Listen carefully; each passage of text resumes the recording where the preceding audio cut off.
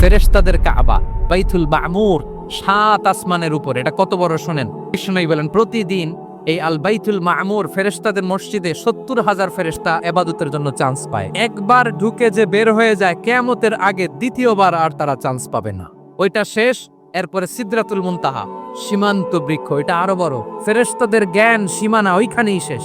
এর উপরে কি হয় ফেরেশতারা আর জানে না। সিদরাতুল মুনতাহার এরিয়া শেষ, এরপরে শুরু হয় আল্লাহুল মাহফুজ, কোরআনের বাড়ি। এটা মিন দুররাতিন বাইদা, সাদা ঝকঝকে ডায়মন্ড দিয়ে আল্লাহ বানাইছে। আমাদের সবার তাকদীর ভাগ্যলিপি ওইখানে লেখা। ওইটা শেষ, এরপরে শুরু হয় লা জামান লা মাকান এরিয়া। ওইখানে কোনো জামান নাই, মাকান নাই, no time no space area শুরু। ওইখানে কুরসি, যেখানে আল্লাহ পা রাখেন বা কুদরতি পা রাখেন। বড় রাজা বাদশারা সিংহাসনে বসে পা রাখে একটা টেবিলের উপর, শাহী টেবিল, ওইটার নাম কুরসি। আল্লাহ বলে ওয়াসিআ কুরসিয়ুহুস সামাওয়াত ওয়াল আরদ। আল্লাহর এই কুরসিটা এতক্ষণ যা বললাম এই সবগুলার চাইতেও বড়।